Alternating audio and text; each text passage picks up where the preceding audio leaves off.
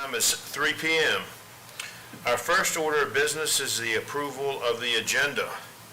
Are there any changes or additions that need to be made? Mr. Chairman, I would like to remove item 7B at this time. All right. Anything else?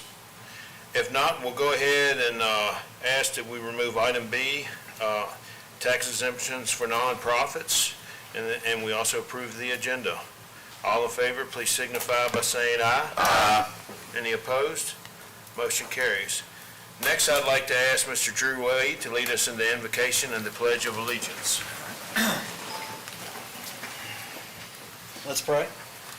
Dear Lord, thank you for this day. We come to you now to ask for your guidance and that your will be done as we discuss the matters of the county today. Lord, we ask your protection over our service personnel and the police department and everybody out there serving the community. It's in your will we pray. Amen. Amen. I pledge allegiance to the flag of the United States of America and to the republic for which it stands, one nation, under God, indivisible, with liberty and justice for all.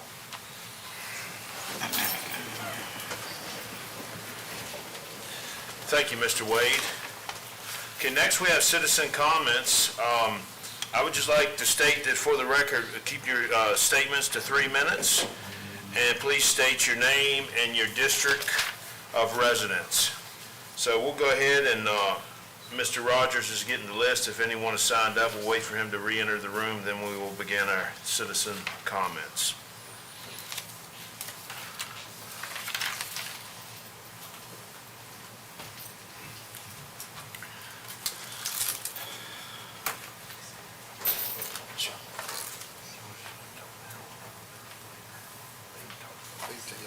All right. First, we have Mr. Brian Summers.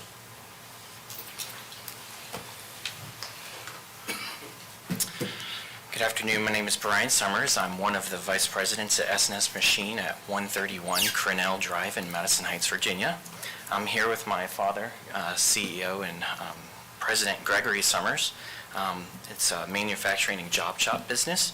37 years ago, my father decided to step out on faith and take large risk. With 5 children, a double mortgage on his house, maxing out all his credit cards, he decided to leave his position as a machinist at Price & Clement's machine shop in downtown Lynchburg and strike out on his own and make a better life for his family.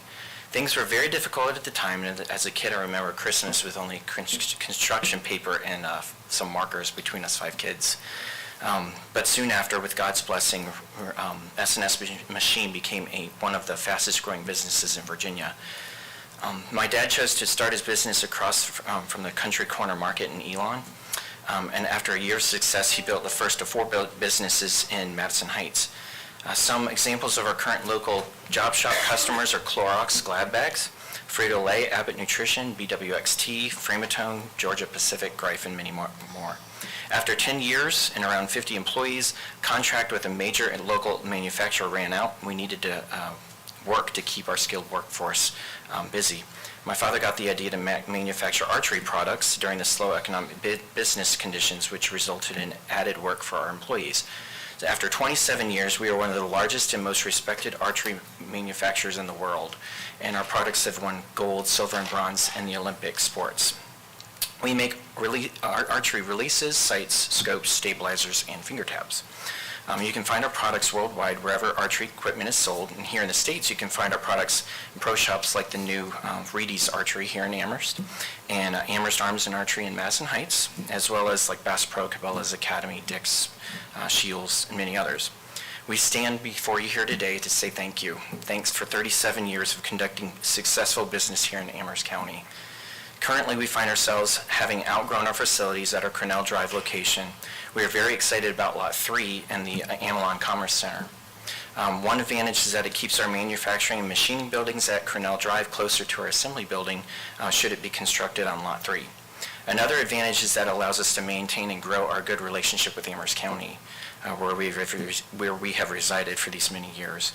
As of the summer last year, 2021, we employed 80 to 90 individuals. We are now currently over 125.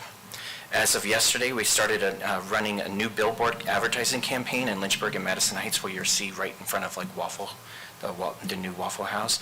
Something we've never done before, but it's an attempt to obtain even more staff.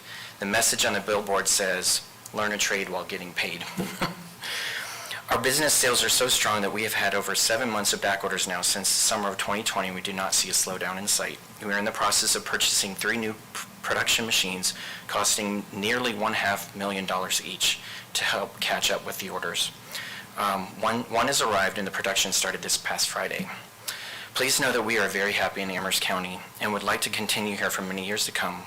We have begun building plans to double our assembly building to a 100 by 200 foot rectangular steel building with 2 double-story office sections that measure 100 by 32 each.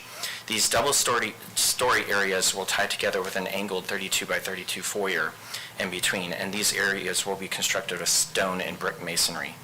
This will create a beautiful aesthetic appearance for all who travel the US 29 corridor and that those who enter the Commerce Center on Amelon Center Road. We have samples of the possible site plan of the new building created by Hurt and Profit, which are currently being modified. Please let us know if you ever have any questions, and we look forward to the possibility of continued growth in Amherst County. Thank you so much for your time and your consideration. Have a good day. Thank you. Thank you. And Thank you. we appreciate your business and all that you've done, and we will be taking that up under our consent agenda in a few minutes, so. Okay. All right, we have Miss Ruth Warner.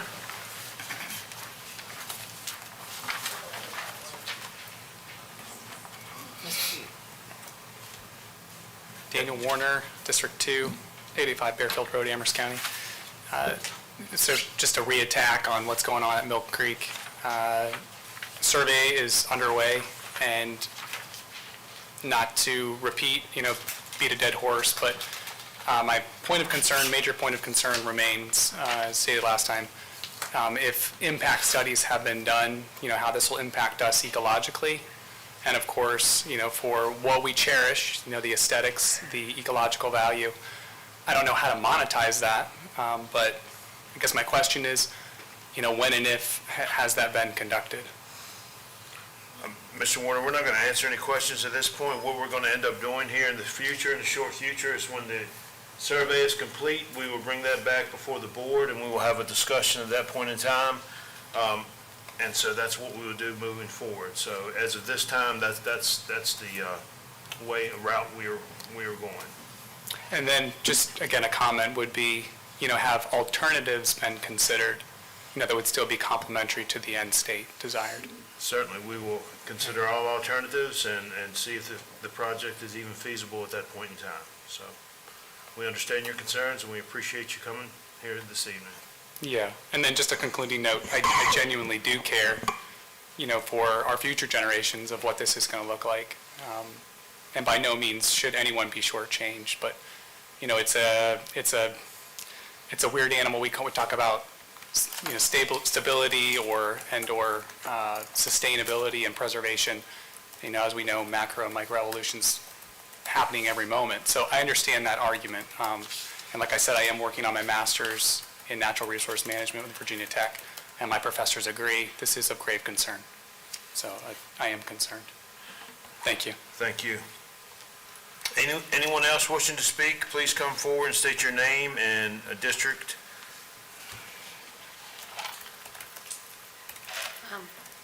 I'm Ruth Ann Warner, and I'm in District 2 with Claudia. I live on 885 Bearfield Road, and I'm too coming about the concern of Mill Creek Lake.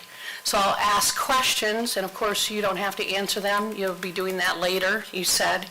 And but I also want to let you know that I sent an email. I just looked. It may not have gone forthright, but so I'm going to verbally request it, and it'll come in an email to you, Dean, and to the rest of you, 5, and Claudia, who represents our district.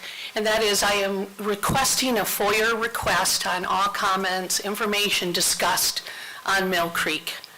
I say this to really work with you, but also to know that the 30 family members around that lake, we are working together, we are unified, we all are very concerned about the lake, the sanctuary of the lake. And I want to say too, I'm offended that it's just a little trail going around the lake, and us members of the county, we are county members, we pay taxes, we vote you in or not. And so it's our county. We're in Amherst, and we chose that area for the beauty and the quiet. It's not just because I'm just, so upset that there's a trail coming in. We love the county. We love nature. And I can speak for my family and about probably 8 of the other families from Brockman on, that Amherst County is a county. It's not Lynchburg. It's not Blackwater Creek. It's not a city. That's not why we're here. That's not why we chose our homes where we did. And then Daniel and others are really concerned about the lake. Now, I've lived there over 12 years, and you'll see, you can't put a gas boat on that lake. You'll see people fishing, you'll see them enjoying it, and it is one of the most breathtaking, beautiful sights to see someone out there enjoying that. But our research and our concern for the lake and what impact, so that impact study, we believe you should have did that impact study first. But somehow, being very vulnerable, I've learned a hard lesson in life. It's about the money, the money, the money, the money. And so I'm trying to figure out what's the money piece here and what's the political piece. So I'm probably not that smart yet. So I'm concerned about that for the sanctuary of the lake and the community, you know, for those of us around it and those that know. It's not just about you putting in a little bike trail going around that whole lake. We are concerned, and we have a lot of concerns besides just our privacy. And so we are asking for an impact study. We're asking for a FOIA information, and my attorney said we can just ask you for that in writing. I don't have to, go and do that. But if I have to, then my attorney will send you that. And then, of course, I'm not just representing myself, I'm representing the community. Ma'am, we completely understand you, Okay. but you're past your 3 minutes. Okay, thank you. All right, anyone else wishing to speak, please come forward. State your name and district for the record, please. Yes, my name is June Harvey McNamara, District 2, and I too am part of the Lake Group, as I think you all know. One of the things I do want to impress, and I think we talked about at the last meeting, is to be sure that before the survey goes to record, that we be given the chance to come forward with our plats that we have and have been surveyed, just to be sure there's no dispute whatever happens one way or another. So I'm just going to make that request again. And I do have a question where the markers are that they have surveyed. My understanding is wherever it's around a tree or whatever, the closest down to the lake is county property, the other side is my property. Is that correct? I have not been there. I would assume, generally speaking, that would be true. Okay. I want to make that clear. Just so that you know, the surveyors did come in and cut my trees to make a path on my side versus the other side with a hatchet or something. And one other thing, the lake down at the park there, you put in the swing and all that kind of stuff, and I saw there's a sign that says swing at your own risk and swim at your own risk. Does that protect the county from any liability? Well, I have a picture of what's going on. I happen to just drive down there. You got people standing on the swing on the side. Someone's going to get hurt. I don't know if there's any way to protect it, but a broken neck, you can't repair. Somebody's going to have a problem. So it's happening already with things. I just don't want to see anybody get hurt. We've had people drown and people come to our house looking for answers to things, and I hate to see that happen. Just to make you aware. Okay. Well, that's all I have. Thank you so much. Appreciate it. Thank you very much. Anyone else wishing to speak under citizen comments?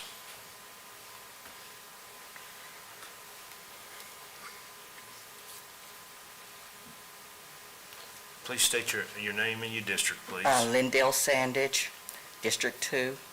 I also live at Mill Creek, up there where Mill Creek Lake is. My concern is that it's nice what they have done down at the lake.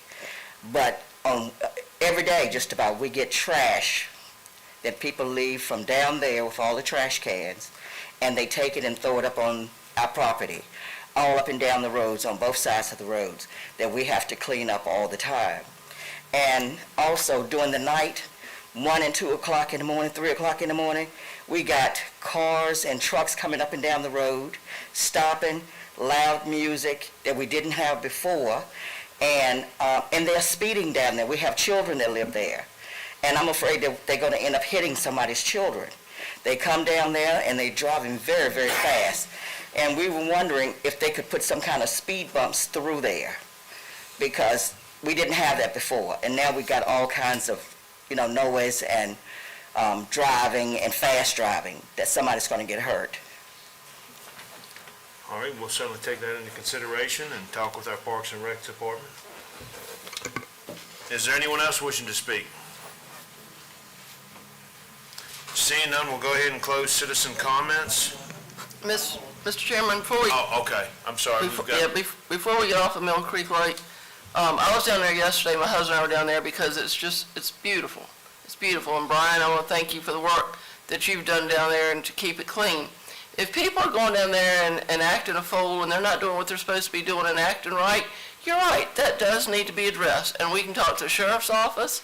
We can work on that. If people are littering, just like they do on a lot of roads here in the county, we can work on that.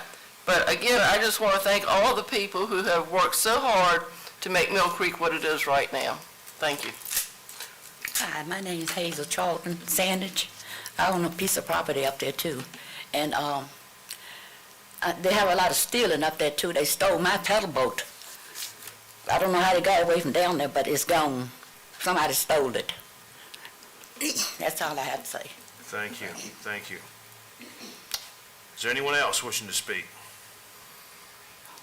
Seeing none, we'll go ahead and close the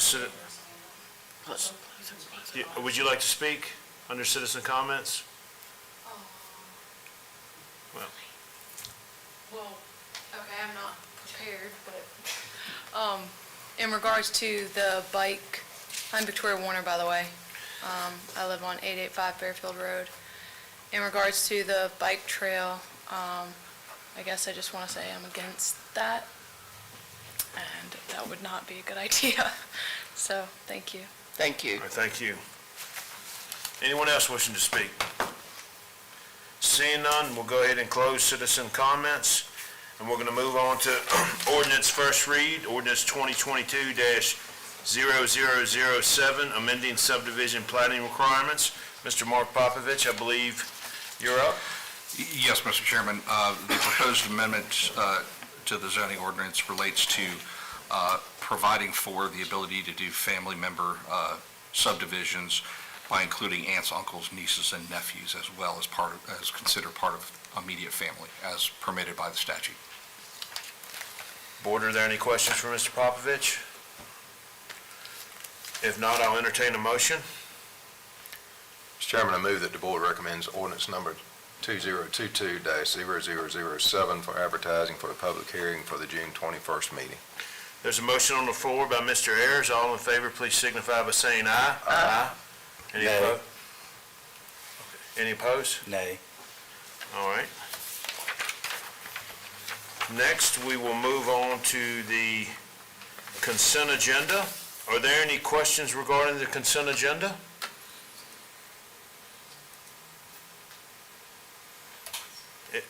If not, I'll entertain a motion on the consent agenda.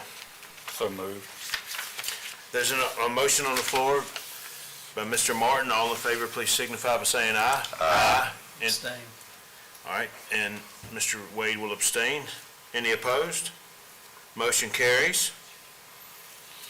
All right, next we will move on to old business, the financial software vendor selection. Ms. Jackie Vire.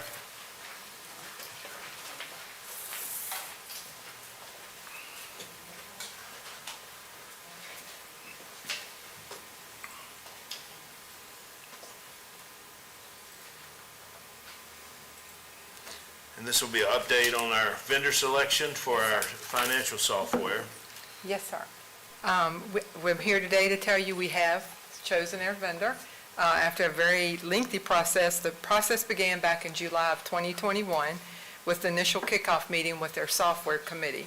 That committee, as most of you know, consisted of a person from each department that's directly impacted by this upgrade that we're doing.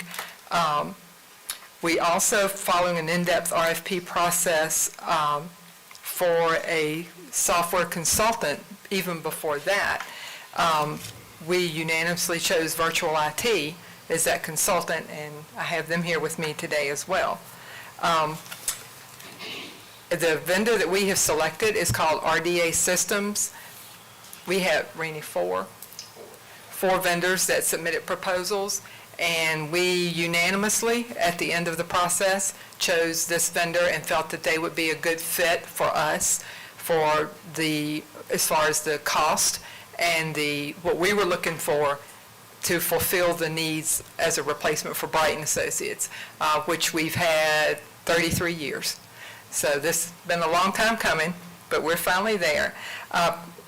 Randy is from Virtual IT. He has been phenomenal in this entire process. His expertise has been invaluable to us as a county, from meeting with all the departments individually, establishing their needs, the development of the RFP for the new software, establishing evaluation criteria for the software committee, arranging interviews with multiple localities representing all four vendors, scheduling in-depth demos with each of them, and working closely with myself and our county attorney, Mark, in the final contract negotiations.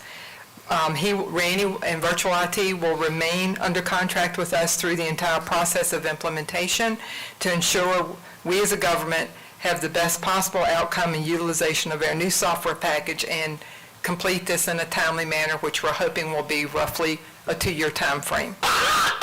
With that said, I'm going to turn this over to Randy, and we also have Becky Gibb here as well with Virtual IT, and let Randy explain to you the selection process and the implementation process, and then I'll come back and do a cost overview if you have any questions for us with that. All right, thank you, Jackie. Thank you, Jackie. The slide you see in front of you is just kind of a synopsis of the selection process. The process really started with myself meeting with the departments that were part of the scope of the selection and documenting and understanding their requirements. The next step in the process was to actually create an RFP, which we put out for bid. At that point, the selection committee then reviewed the proposals, and we came up with a ranking of our vendors.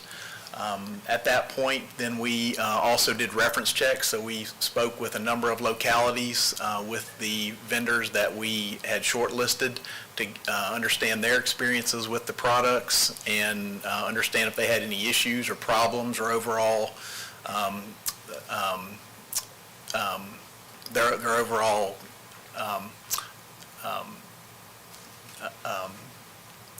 I'm losing my train of thought. Were they happy with the product? So that was part of the process. The next thing we did is we brought in 3 vendors to do demos for us so that we could understand the products and see the products. At that point, then the selection committee shortlisted the vendor that we felt like was going to be our top choice. We then went into contract negotiations with the vendor to make sure that that was going to go well and that we didn't have any issues with their contract language or what we wanted from a contract language perspective. And at that point, of course, the county attorney as well as the assistant county administrator and purchasing agent reviewed everything, and so we now have a contract that everybody is happy with. You can see the selection committee in front of you. It really represents the treasurer, the commissioner, the director of finance, director of HR, director of IT, the assistant county administrator, myself, which my role was really as an advisory consultant, and then we also had a citizen advisor that was a part of the selection committee. And the little chart that you see there in the left just represents the fact that RDA was a unanimous choice across everyone on the committee, which is probably not the norm. I've been doing this for 25 years, and I don't think I've ever had everyone agree. But, that really kind of speaks to the process. And, as we go through the process, it kind of drives the result. So that was the process that we went through to come to the conclusion that RDA was going to be the best fit for Amherst County going forward. Do you all have any questions about the selection process? I got a question. You spoke to all the directors, but Jackie, did you go out to your folks and let them take a look as well, or is this all you on this? I did. Okay, all right, just curious. That's all. Any other questions? I have no questions. I take that you all know a lot more about this than I ever will, and we take your selection with seriousness, and I'm glad you all did it, because I have not a clue, so thank you. Absolutely, and I'll let Jackie talk about the cost. Before you'll see the kind of a cost overview. As you remember, there was, I think, $1.2 million allocated for this. As of now, the total for the first year is $338,500.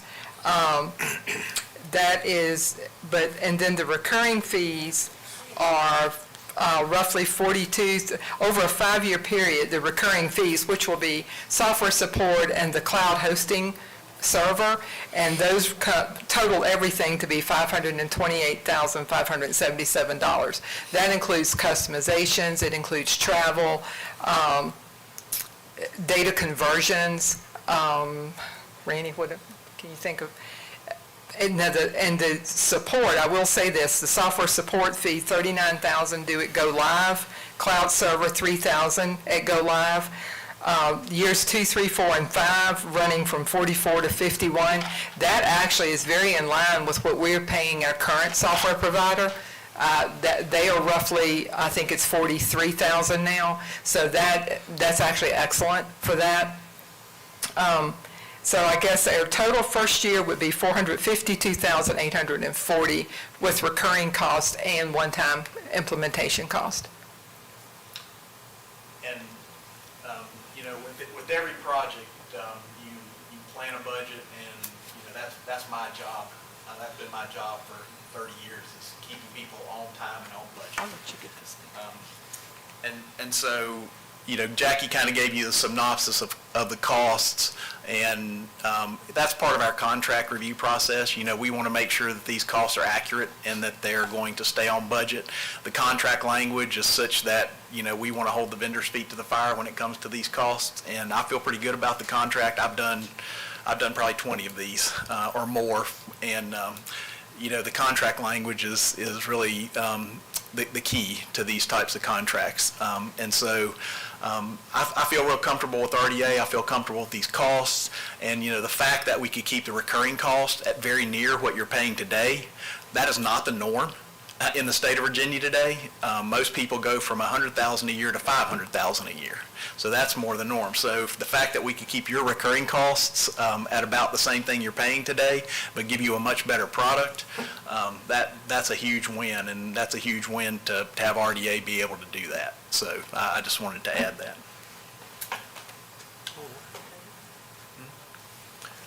Any questions about the cost before we move on? So this is well within budget, correct? Correct, yes, sir. I will tell you there is one variable in the equation that wasn't handled a part of this RFP, and that is, without going into a lot of complexity, the server essentially that your current system is running on also runs your CAMA system.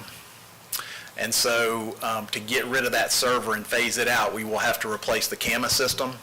So it is likely, now that we have made this choice, then we will need to look at and determine what we're going to do as far as replacing that CAMA system. And once again, it will still fall within the budget you all have established. But if you walk away thinking that we just saved $500,000, we aren't quite there yet. We've still got some work to do, but we should still fall well under the budget that you all have established. Well, it's very, very good news. I appreciate all the work Jackie and Randy, you both put in, and everyone else that was on the selection committee.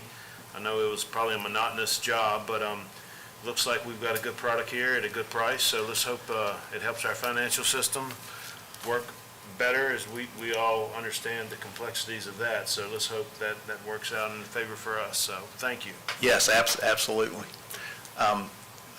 I wanted to give you kind of an idea, a snapshot of the implementation. You know, we're going to pretty much, as soon as this contract is approved, we'll begin working with RDA to schedule work.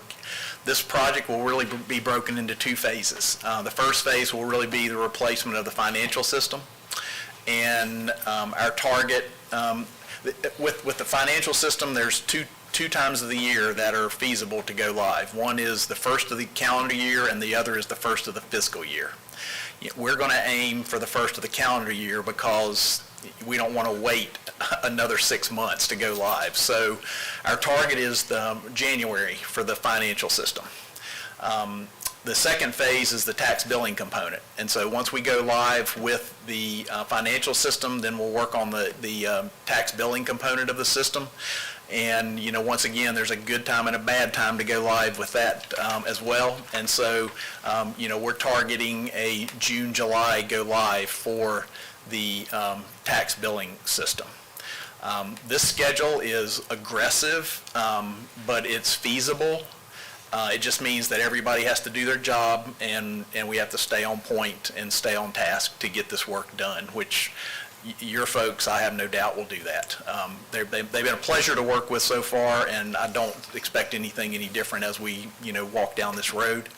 I will tell you that if we have a slip in these schedules, which I do not anticipate and I do not want to have happen, if we don't make the go live for January for the financial system, then we're going to have to wait 6 months.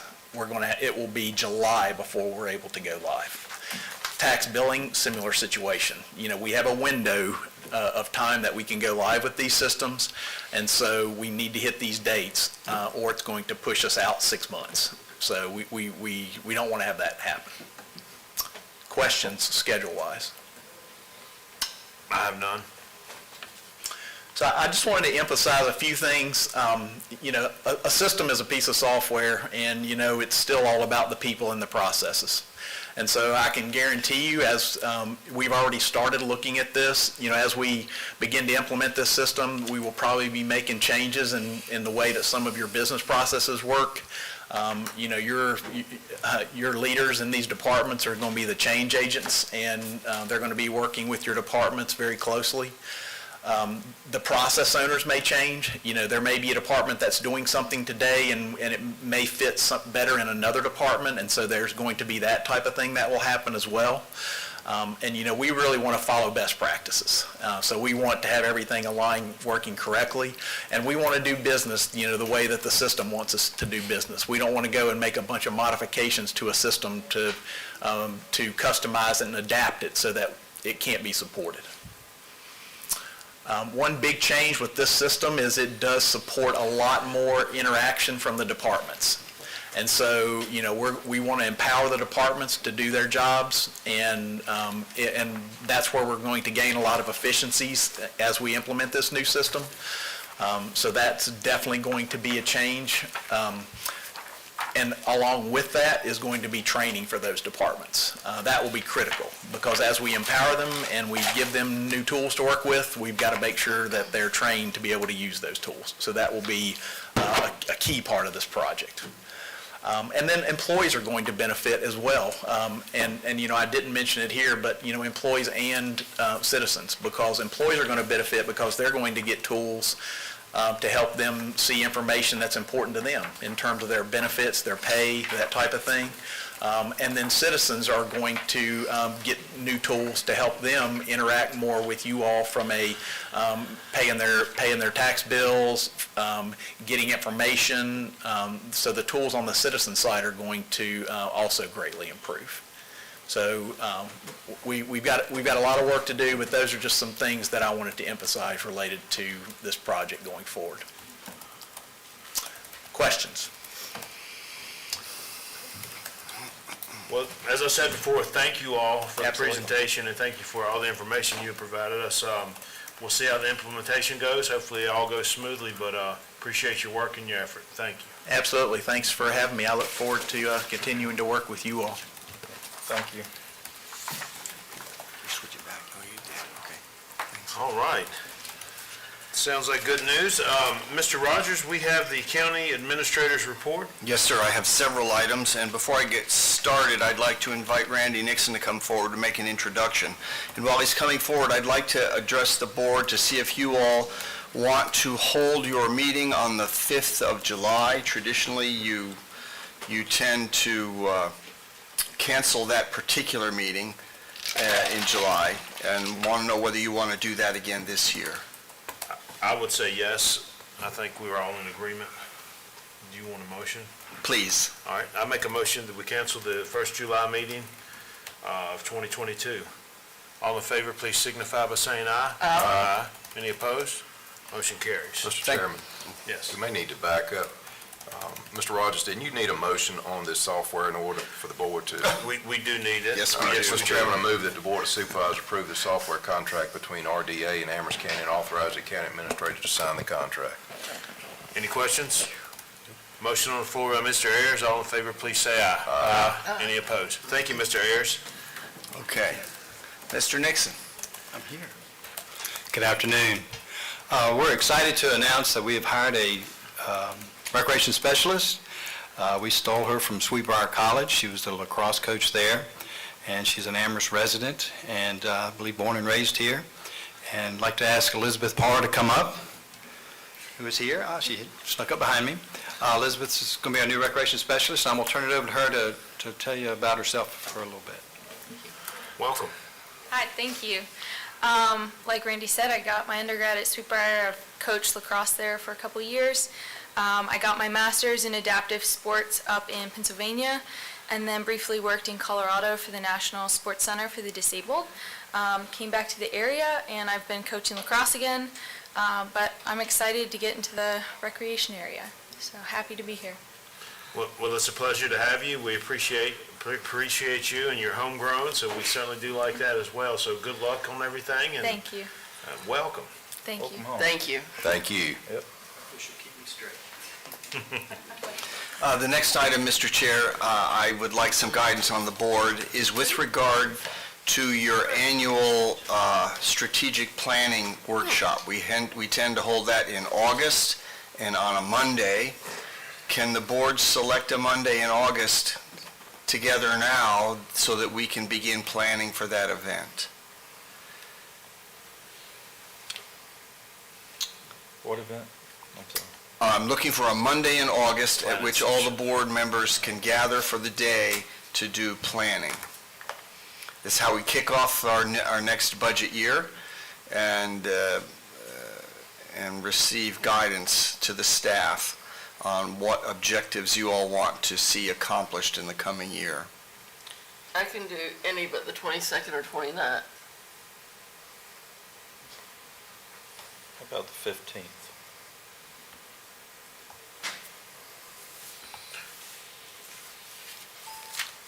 15th works for me.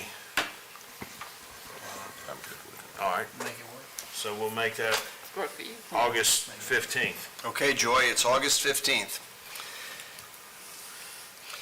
The next item, Mr. Chair, is with regard to the Library Board of Trustees. There's a vacancy on that board, in that the term of Sandy Jennings Niblett from District 2 expires at the end of this month. She has requested reappointment.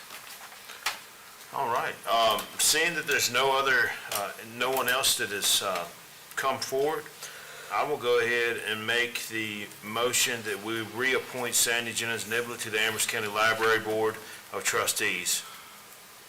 All in favor, please signify by saying aye. Aye. Any opposed? Motion carries. Thank you, Mr. Chair. The next board is with regard to the Amherst County Social Services Board. The term of John Marks, who is the at-large representative on the Social Services Board, also expires at the end of the month.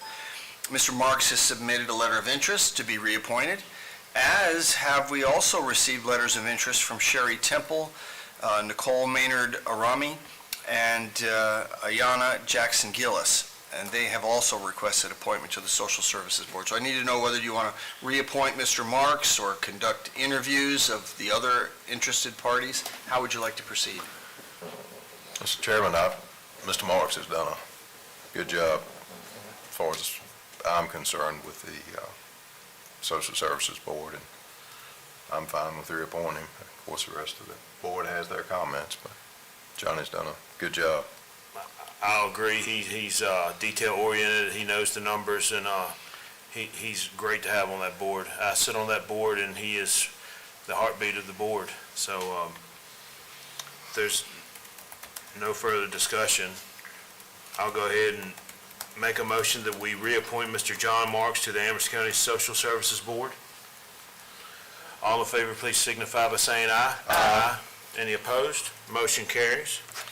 Finally, Mr. Chair, we are still seeking someone to replace Mr. John Walker on the Central Virginia Community College Board.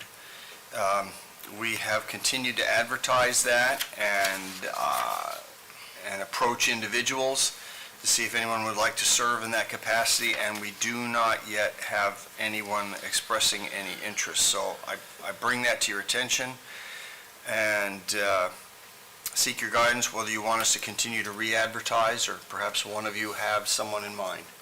Mr. Chairman, are there any particular qualifications for that board? I mean, do you have to have a teaching certificate, a PhD, anything?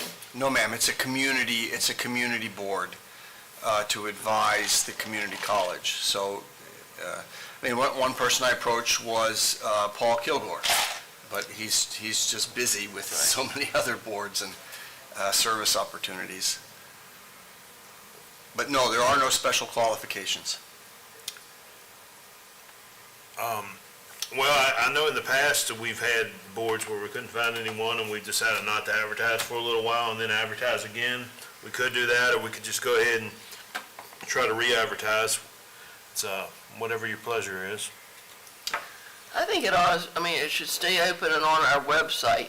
And I think that we should, individually keep looking around, because that's an important position. It's important to this community. All right, so we wouldn't necessarily we would advertise on our website. Okay. And I guess as individuals, look for someone Yeah, that. I don't think we should pay money to put in a paper or anything. I don't either. I think we're just throwing money away at this point. Okay. Well, then forgive me as I pester the board going forward to remind you that at each meeting that when we still need to fill that position, because the seat opens at the end of the month. All right. Finally, the last item is just for your information. It's all the other upcoming vacancies. As of the end of August, the Central Virginia Alcohol Safety Action Program Policy Board, there's the District 4 seat on the Planning Commission is also available by the end of August. So that you have in your agenda packet. That's all I have, Mr. Chair. All right, any questions for Mr. Rogers? If not, we'll go ahead and move on to the county attorney's report. I have nothing. All right, good. Next is the liaison and committee report. The first item is the planning commission, which I sit on, and we've got a couple of different things going on. We got a special exception request from Auto World for auto repair garage right there on the corner of Dillett Road where they've been doing all the excavation work.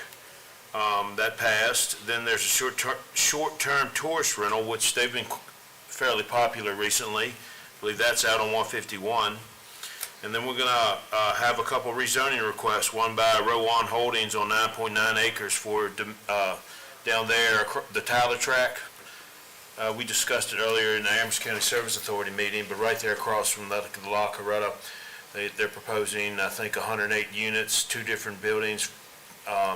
So that will come before us later on this month. And then there's another request by Russell Nixon on the end of Dillett Road and 130 for a rezoning from B2 to R3 for possibly 24 townhomes. That passed the planning commission, but it was a 5-1 vote. And that will be coming before us, so kind of a interesting time for the planning commission. Next, we have Mr. Martin. Do you have anything regarding the Parks and Rec? No, the Parks and Rec Board doesn't meet until next Monday, so I have nothing to report. Do you have anything, Ms. Tucker? I do. We are working very, very hard, and thanks to Dean's office trying to get a joint meeting between the school board and the board of supervisors scheduled. There's a lot of scheduling conflicts, so we're working to get that done. Topics of concern will be curriculum, mainly curriculum and infrastructure.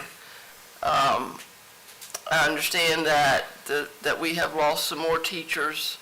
I believe it's 10 now, so they're certainly looking at that. That's all. Thank you, Ms. Tucker. Next, I think it's just for information, Mr. Rogers was at the Central Virginia Transportation Planning meeting as well as the Central Virginia District Commission. Do you all have any questions regarding those two? If not, we'll go on and move to citizen comments. Anyone wishing to speak under citizen comments? Seeing none, we'll go ahead and close citizen comments and we'll move to matters from members of the board. Mr. Wade? None at the moment. Mrs. Tucker? I've had a number of concerns about the grass being cut along highways and secondary roads, and I want to commend Mr. Rogers and VDOT for their work on that this year. Yeah, that does look pretty good. They've been rather busy cutting, so we appreciate that. Mr. Ayers? I have nothing. Mr. Martin? So I received a concern about the brick walkway at the courthouse, the old courthouse. Sheriff, we could get buildings and grounds to maybe look at that, please. And then I believe you're looking at it, but a pay study for our law enforcement and public safety personnel. Yes, sir, that's underway. Yep, that's it. All right, and I have nothing. But next we have a closed session. I make a motion we go into closed session pursuant to Virginia Code Section 2.2-3711 subsection A3 for the purpose of discussion related to consideration of the acquisition of real property for a public purpose or of the disposition of publicly held real property where discussions in an open meeting would adversely affect the bargaining position or negotiation strategy of the public body, specifically related to the acquisition of properties located in District 2 and District 4. There's a motion on the floor. All in favor, please signify by saying aye. Aye.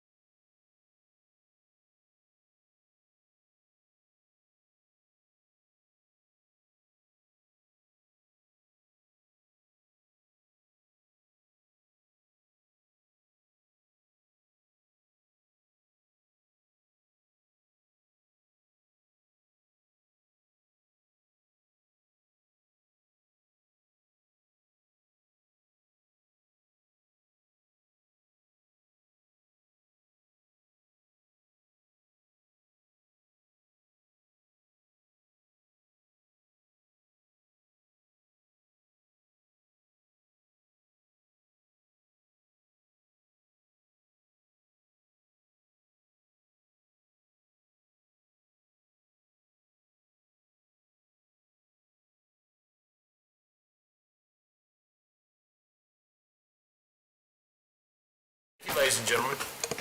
All right.